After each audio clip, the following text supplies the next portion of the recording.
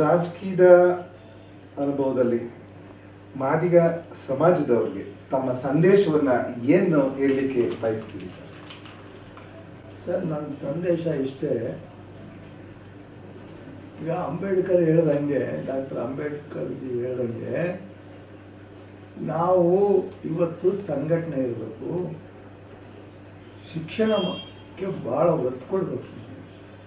ಈ ಬೇರೆ ಇದಕ್ಕೆಲ್ಲದಕ್ಕೂ ಸಂಘಟನೆ, ಶಿಕ್ಷಣ ಮತ್ತು ಹೋರಾಟ. ಈ ಹೋರಾಟ ನಮಗೆ, ನಾನು ಅನಿಸೋದು ನಮಗೆ ಈಗ ಹೋರಾಟ ಸಾಕಾಗಿದೆ. ಹೋರಾಟ ನಾವು ಬೇಕಾಗಿಲ್ಲ. ಹೋರಾಟ ಮಾಡಿ ಮಾಡಿ ಮಾಡಿ ಈಗ ಮಕ್ಕಳೆಲ್ಲ ಅವಿದ್ಯಾವಂತರು, ವಿದ್ಯಾವಂತರಾದರೂ ಕೂಡ ಅವಿದ್ಯಾವಂತರು. ಯಾರು SLC ಬಿಟ್ಟು ಮುಂದಕ್ಕೆ ಹೋಗಲಿಲ್ಲ. ಪ್ರಮಾಣ ಕಡಿಮೆ. ಇವತ್ತು ನಮ್ಮ ಉದ್ದೇಶ ಏನಂದರೆ ಎಲ್ಲರೂ ಸ್ವಾವಲಂಬಿಗಳಾಗಬೇಕು, ಸ್ವಾಭಿಮಾನಿಗಳಾಗಬೇಕು, ಕೈಯಲ್ಲಿ ಕೆಲಸ ಇರಬೇಕು, ಸದೃಢರಾಗಬೇಕು, ಆರ್ಥಿಕವಾಗಿ ಮುಂದುವರಿಬೇಕು ಅಂತಂದರೆ ಇವತ್ತು ಎಲ್ಲರೂ ಈ ಸಮಾಜದಲ್ಲಿ ಒಂದು ಉನ್ನತ ಹುದ್ದೆಗಳನ್ನು, ಶಿಕ್ಷಣವನ್ನು ಪಡಿಬೇಕು ಅಂತಂದರೆ ಇವತ್ತು ನಮ್ಮ ಸಮಾಜ ಎಲ್ಲವೂ ತ್ಯಾಗ ಮಾಡಿ ನಾವು ಇವತ್ತು ಮಕ್ಕಳನ್ನು ವಿದ್ಯಾವಂತರನ್ನಾಗಿ ಮಾಡಿ ಚೆನ್ನಾಗಿ ಅವ್ರಿಗೆ ಒಂದು ಸಮಾಜದಲ್ಲಿ ಎಲ್ಲ ಸಮಾಜದಲ್ಲೂ ಬೆರೆತು ಒಂದು ಮುನ್ನುಗ್ಗುವಂಥ ಒಂದು ವ್ಯಕ್ತಿತ್ವವನ್ನು ಕಲಿಸ್ಕೋಬೇಕು. ಯಾವ ಸಮಾಜದ ವಿರುದ್ಧನೂ ಇಲ್ಲದೇ ಎಲ್ಲರಲ್ಲೂ ನಾವು ಒಳಗೊಂಡು ನಮ್ಮ ಜೀವನವನ್ನು ಸಾರ್ಥಕ ಮಾಡಿಕೊಂಡು ನಾವು ಬದುಕುವಂಥ ಕಾರ್ಯವನ್ನು ಮಾಡಬೇಕು ಅಂತ ನಾನು ಸಮಾಜಕ್ಕೆ ತಿಳಿಯುವೆ. ಶಿಕ್ಷಣವೇ ನಮ್ಮೆಲ್ಲರ ಅಸ್ತ್ರ, ಇದೇ ತಮ್ಮ ನೇರವಾದಂಥ ನುಡಿ. ಬಹಳ ಸಂತೋಷ. ಶಿಕ್ಷಣಕ್ಕಾಗಿ ನಮ್ಮ ಎಲ್ಲ ಸಮಯವನ್ನು ನಾವು ಅವಕಾಶವನ್ನು ಬಳಸ್ಕೋಬೇಕು ಅಂತ ಹೇಳಿ ನನ್ನ ಪ್ರೀತಿಯ ವಿದ್ಯಾರ್ಥಿಗಳಲ್ಲಿ ಸಾಹೇಬರ ವಿಚಾರವನ್ನು ನಾನು ತಿಳಿಸ್ತೀನಿ. ಸರ್, ತಾವು 2 ಬಾರಿ ಶಾಸಕರಾಗಿದ್ರಿ. ಅಂತಾರಾಷ್ಟ್ರೀಯ, ರಾಷ್ಟ್ರೀಯ, ರಾಜ್ಯ ಪ್ರವಾಸಗಳನ್ನು ಏನಾದರೂ ಹಮ್ಮಿಕೊಂಡಿದ್ರಾ? ರಾಷ್ಟ್ರೀಯ ಇಲ್ಲ, ವಿದೇಶ ಬಿಟ್ಟು ನೇಪಾಳ ಒಂದು ಬಿಟ್ಟರೆ, ವಿದೇಶ ಅಂದರೆ ನೇಪಾಳ ಅಷ್ಟೇ. ನೇಪಾಳ ಅದೊಂದು ಬಿಟ್ಟರೆ ಇನ್ನು ಇದು ಎಲ್ಲ ರಾಜ್ಯಗಳಲ್ಲೂ ಕೂಡ ನಾವು ಪ್ರವಾಸ ಮಾಡಿದ್ದೀನಿ. ಎಲ್ಲ ಹರಿಜನರ ಸಮಸ್ಯೆಗಳನ್ನು ಕೇಳಿದ್ದೀನಿ. ಮತ್ತು ಅಲ್ಲಿ ಅವರ ಹೋರಾಟ ಹೆಂಗಿದೆ, ಅವ್ರ ಪರಿಸ್ಥಿತಿ ಯಾವ ರೀತಿ ಇದೆ, ಇದೆಲ್ಲ ಅಧ್ಯಯನ ಮಾಡಿ ಮನಸ್ಸಿಗೆ ಭಾಳ ನೋವಾಗುತ್ತೆ. ಇನ್ನು 75 ವರ್ಷ ಆಗ್ತಾ ಬಂತು ಸ್ವತಂತ್ರ ಬಂದು. ನಾವು ಯಾವ ಕಡೆ ಹೋಗ್ತಾ ಇದ್ದೀವಿ, ಈ ಜನಸಂಖ್ಯೆ ಜಾಸ್ತಿ ಆದಷ್ಟು ಕೂಡ ನಾವು ಇನ್ನೂ ಆಳಕ್ಕೆ ಹೋಗ್ತಾ ಇದ್ದೀವಿ ಅನ್ನೋದನ್ನು ನಾವು ಮನಗಂಡು ಇವತ್ತು ಮೇಲಕ್ಕೆ ಬರಲಪ್ಪ, ನೀವು ಆ ಸಮಾಜದಲ್ಲಿ ನೀವು ಉನ್ನತವಾದಂಥ ಒಂದು ಅಲಂಕಾರ ಮಾಡಿದರೆ ಹುದ್ದೆಯನ್ನು ಸಮಾಜ ಮೇಲಕ್ಕೆ ಬರುತ್ತೆ, ಅದರ ಕಡೆ ಗಮನ ಹರಿಸಿ ಅನ್ನೋ ಒಂದು ಮಾತನ್ನು ಕೊಡ್ತೀನಿ. ಉತ್ತಮವಾದಂಥ ಸಂದೇಶ ಸರ್. ನಿಮ್ಮ ರಾಜಕೀಯದ ಭವಿಷ್ಯ ಗುರಿ ಏನು ಇಟ್ಕೊಂಡಿದ್ದೀರಿ ಸರ್ ಮುಂದೆ? ಮುಂದೆ ಅಂದರೆ ಈಗ ಮಧುಗಿರಿ ಆಯಿತು, ಅದು ಮಧುಗಿರಿ ಜನರಲ್ ಆಗಿ ರಿಸರ್ವ್ ಇದ್ದಾಗ ನಾನು ಅಲ್ಲಿ ವಿಧಿ ಇಲ್ಲದೇನೋ ಅಥವಾ ವಿಧಿ ಇದ್ದೋ ನಾನು ಆವಾಗ ನಮ್ಮ ಮಲ್ಲಿಕಾರ್ಜುನಯ್ಯನವರು MP ಇದ್ದರು. ಆವಾಗ BJP ಸೇರ್ಕೋ, ನಿಮಗೆ ಇಲ್ಲಿ ಭವಿಷ್ಯ ಇಲ್ಲ ಅಂತ ಅಂದಮೇಲೆ ಮಧುಗಿರಿಯಲ್ಲೇ ನಾನು BJP 2006ರಲ್ಲಿ BJPಗೆ ಜಾಯಿನ್ ಆದೆ. ಅದಾದ ನಂತರ ಒಂದು ಈಶ್ವರಪ್ಪನವರು ನನ್ನ ಈ ರಾಜ್ಯದಲ್ಲಿ ಅಧ್ಯಕ್ಷರು ಮಾಡಿದರು. ಆ ಬ್ಲ್ಯಾಕಿಗೆ, ಮಧುಗಿರಿ ಬ್ಲ್ಯಾಕಿಗೆ ಅಧ್ಯಕ್ಷರು ಮಾಡಿದರು. ಜವಾಬ್ದಾರಿ ಎಲ್ಲ ನನಗೆ ಕೊಟ್ಟಿದ್ರು. ಪಕ್ಷ ಕಟ್ಟದಲ್ಲಿ ಮಧುಗಿರಿ ತಾಲೂಕಿನಲ್ಲಿ ಪಕ್ಷ ನೀವೇನಾದ್ರು ಮಾಡಿ ಕಟ್ಟಲೇಬೇಕು, ಎಷ್ಟು ಮಟ್ಟಿಗೆ ಕಟ್ತೀರ ಅಂತ.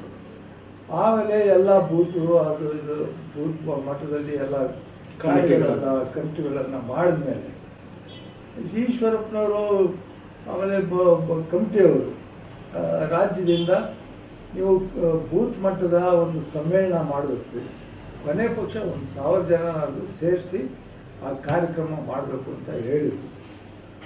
ನಾವು ನಮ್ಮ ವಕೀಲರ ಹಾಸ್ಟೆಲಲ್ಲಿ BJP ಅನ್ನೋದು ವಾಸನೆ ಮತ್ತಿರಿ ತಾಲೂಕಿನ ಇರಲಿಲ್ಲ. ಇಲ್ದಿದ್ರೂ ಕೂಡ ನಾವು ಅವತ್ತಿನ ಪರಿಸ್ಥಿತಿಯಲ್ಲಿ ಬೂತ್ ಮಟ್ಟದಲ್ಲಿ ಒಂದು 5,000ದಿಂದ 6,000 ಜನ ಬೂತ್ ಮಟ್ಟದ ಕಾರ್ಯಕರ್ತರ ಸಮ್ಮೇಳನ ಜೊತೆಗೆ ಅವತ್ತು ಸೇರ್ಪಡೆ ಕಾರ್ಯಕ್ರಮ ಕಾಂಗ್ರೆಸ್ ಇಂದ JDS ಇಂದ ಬಿಟ್ಟು BJPಗೆ ಸೇರ್ಪಡೆ ಕಾರ್ಯಕ್ರಮ ಅದೇ ವೇದಿಕೆಯಲ್ಲಿ ಆಯಿತು. ಅವತ್ತು ಸುಮಾರು 6-7 ಸಾವಿರ ಜನ ಸೇರ್ಕೊಂಡಿದ್ವಿ. ಅಷ್ಟಾದ್ಮೇಲೆ ಈ ಡಿಲಿಮಿಟೇಷನ್ ಅದರಲ್ಲಿ ಅವಾಗ ಪಕ್ಷ ಕಟ್ಟಿದ್ದು ಅಲ್ಲಿ ಜನನೂ ಅದು ನಾನು BJP ಇದ್ರೂ ಕಾಂಗ್ರೆಸ್ ಬಿಟ್ಟು JDSಗೆ ಹೋಗಿ JDSಗಿಂತ BJPಗೆ ಹೋದ್ರು ಕೂಡ ಜನ ಅವತ್ತು ನನ್ನ ಅಪೇಕ್ಷೆ ಕೊಡ್ತಾರೆ. ಆದ್ರೂ ಡಿಲಿಮಿಟೇಷನ್ ಆದಮೇಲೆ ಕೊಡಗೆರೆ ಬಂದಾಗ ಇಲ್ಲೂ ಕೂಡ ನಾನು ಪಕ್ಷವನ್ನು ಕಟ್ಟಿದೆ. ಅವಾಗ ನನಗೆ ಜಿಲ್ಲಾ ಮಟ್ಟದಲ್ಲಿ ರಾಜ್ಯ ಮಟ್ಟದಲ್ಲಿ ನನಗೆ ಸೀಟ್ಗೆ ಬೆಂಬಲ ಕೊಟ್ಟರು. ಅವತ್ತಿನ ಪರಿಸ್ಥಿತಿಯಲ್ಲಿ ಶ್ರೀ ಶಿವಕುಮಾರ ಸ್ವಾಮೀಜಿಯವರು ಅವರು ನಮ್ಮ ಜಿಲ್ಲಾ ಕಮಿಟಿಯವರು ಹೋಗಿ ಕೇಳಿದಾಗ ಸ್ವಾಮೀಜಿಯವರು ಗಂಗನ್ಮೈನ್ ಒಂದು ಬಿಟ್ಟು ಜಾಗನ ಕೊಟ್ಬಿಟ್ಟಿದ್ವಿ ಜಿಲ್ಲೆಯಲ್ಲಿ. ಗಂಗನ್ಮೈನಿಗೆ ಮಾತ್ರ ಕೊಡಲೇಬೇಕು ಅಂತ ಆಶೀರ್ವಾದ ಸ್ವಾಮೀಜಿಯವರ ಆಶೀರ್ವಾದ ಆಮೇಲೆ ಸಿಕ್ತು. ಅವಾಗ ನಾನು ಪಕ್ಷವನ್ನು ಸಂಘಟನೆ ಮಾಡಿ ಅವತ್ತಿನ ಏರುಪೇರುಗಳು ಬೇರೆ ಇದೆ. ಆದರೂ ಸಹಿತ BJP ಪಕ್ಷ ಅಸ್ತಿತ್ವದಲ್ಲಿ ಇಲ್ಲದಿದ್ರೂ ಕೂಡ 33,000 ಮತವನ್ನು ತಗೊಂಡಿದ್ದಾರೆ. ಏನು ಅರ್ಧ ಬರದ ಸರ್ಕಾರನೆಲ್ಲ ಏನಿಲ್ಲ, BJP ವಿರೋಧ ಪಕ್ಷನೇ ಆಗಿಲ್ಲ. ಆ ಮಟ್ಟದಲ್ಲಿ ತಗೊಂಡೆ. ಅವತ್ತು ನನಗೆ ಒಳ್ಳೊಳ್ಳೆ ಅವತ್ತು ಬಸವರಾಜ್ ಅವರು ನಮ್ಮ ಜೊತೆಲಿ ಕಾಂಗ್ರೆಸ್ನಲ್ಲಿದ್ದು. ಆಮೇಲೆ ನಮ್ಮ ಸ್ವಾಮೀಜಿಗಳು ಅವರು ಸಹ ಬೇರೆಯವರಿಗೆ ಸಹಕಾರ. ಹೀಗಾಗಿ ಅವತ್ತಿನ ಒಂದು ಸ್ವಲ್ಪ ಏರುಪೇರು. ನನಗೂ ಪರಮೇಶ್ವರವ್ರಿಗೂ ಎಷ್ಟು ಒಂದು 8,000 ಚಂದ್ರಯ್ಯ ನಾನು 3,000ರಿಂದ ಒಂದು 5,000 ನಾನು ತಗೊಂಡಿದ್ದೆ. ಅವತ್ತು ಕೂಡ ಹಂಗಾಗಿ ಮೊದಲನೇ ಸಾರಿ ಹಂಗಾಯ್ತು. ಎರಡನೇ ಸಾರಿ ಇನ್ನೇನು ಪಕ್ಷ ಕಟ್ಟಿ ಗೆಲ್ಲಬೇಕು ಅಂತ ಅನ್ನೋ ಅಷ್ಟೊತ್ತಿಗೆ 2013ರಲ್ಲಿ ಪಕ್ಷ ಇಬ್ಬಾಗ ಇಲ್ಲ, ಸೀಟ್ ತಪ್ಪಿಸ್ಬಿಟ್ರು. ಸೀಟ್ ಇಬ್ಬಾಗನೂ ಆಯ್ತು, ಸೀಟು ಕೊಡ್ಲಿಲ್ಲ. ಪಕ್ಷ KJP ಮತ್ತೆ BJP ಆಯ್ತು. KJPಗೆ ಚಂದ್ರಯ್ಯ ಕೊಟ್ರು, BJPದವ್ರು ಪೆದ್ದರಾಜು ಕೊಟ್ರು, ನಮಗೆ ಕೊಡ್ಲಿಲ್ಲ. ಪಕ್ಷದಲ್ಲಿ ಇದ್ರು ಚಂದ್ರಯ್ಯನವರು JDS ಇದ್ದ. KJP ಮತ್ತೆ KJP ಸ್ಪರ್ಧೆ ಮಾಡಿದವರು. ಈ ಸರಿ ಉಚ್ಚೇನವ್ರಿಗೆ ಕೊಟ್ರು. ಈ ಸರಿ ಉಚ್ಚೇನ 2015.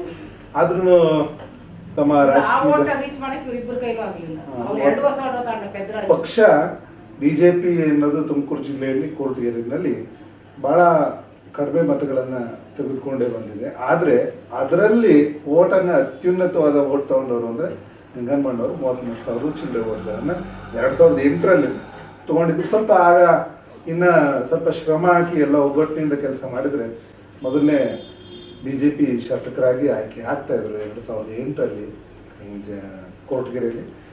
ಎಲ್ಲ ರಾಜಕೀಯದ ವಿಚಾರಗಳನ್ನೆಲ್ಲ ತಮ್ಮ ಜೊತೆಯಲ್ಲಿ ನಾನು ಮೆಲ್ಕಾಗ್ತಾ ಇದ್ದೀನಿ. ಸರ್, ವಿಶೇಷವಾದ ಅಪರೂಪವಾದಂಥ ಘಟನೆಗಳು ತಮ್ಮ ರಾಜಕೀಯದ ಜೀವನದಲ್ಲಿ ಏನಾದರೂ ಇದೆ ಸರ್?